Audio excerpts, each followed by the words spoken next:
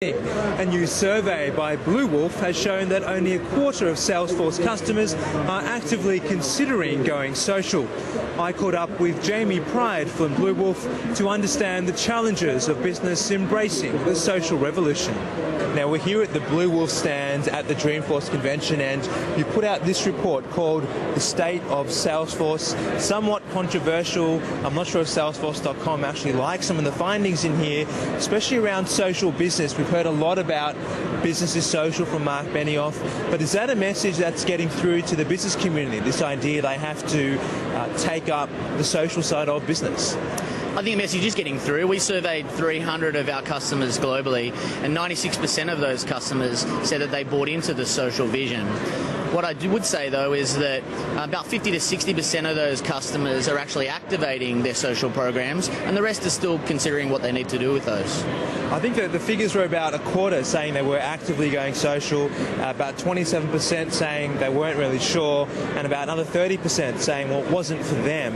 So that message, it doesn't really seem to be getting through to as many businesses as Salesforce would like. I think the message is absolutely getting through. I think businesses have definitely cottoned onto the fact that social is the future. But I think they really need help in terms of how they activate those social programs more than anything else. Okay, right.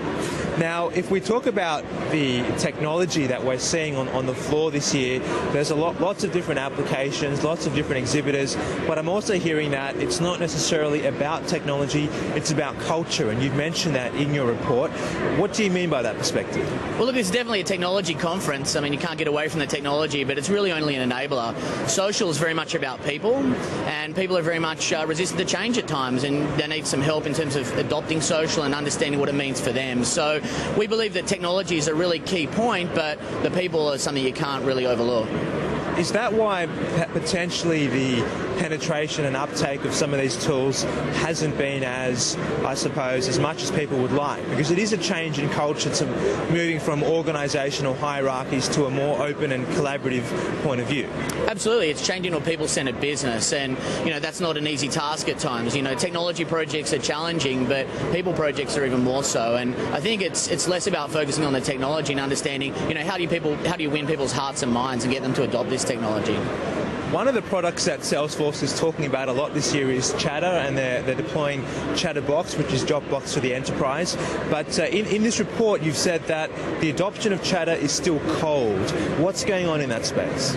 As I said, I think it's still more about that change management than anything else. People are very much interested in Chatter. They bought into the concept, but it takes time for these things to filter through to large enterprise, and they've definitely got it on their radar, but it's going to take time.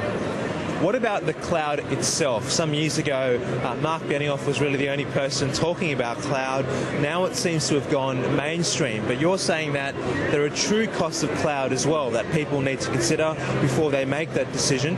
What are they underestimating, or what are they not taking into account when they decide to move to the cloud? Look, the cloud's definitely very much mainstream now. Most major businesses are considering it, but I think there's more to the cloud than you would give credit to. I mean, you've got to think about cloud governance. You've got to understand what do you do post go live, and how do you maintain and operate these systems, but more to the point, how do you get innovation out of them after go live? So talk us through this cloud governance idea. It's something that features quite prominently in the report. What do you mean by cloud governance, and what are the kinds of things that organisations should practically look at doing? I think governance in the mainstream IT community is very well understood. I think when it comes to cloud, it's something that's still emerging. When we're looking at governance, it's really about how do you maintain and operate systems that are potentially in the cloud, how do you extract that maximum value, that maximum ROI out of those systems, and how do you really bring that innovation to your systems on an ongoing basis? Now, Jamie, it's good to hear an Aussie accent here at Dreamforce. You're from an Australian company originally, just been acquired by Bluewolf, so you understand what's going on in the APAC region. Give us a perspective now on how cloud, how social CRM, how Salesforce is being adopted back home in APAC. Yeah, look, I mean, traditionally, Asia-Pac's been a bit of a laggard in terms of cloud adoption, but it's catching up really quickly. And I think most Australian organisations have cloud on their agenda. Australian CIOs are very much well informed in cloud and are really understanding, how do they adopt that. Social, I think Australians are leaders in social. In the consumer space, we've been leaders around Facebook. I think we understand social. Australians aren't shy in expressing their opinions, and we're very much looking forward to kind of driving that agenda.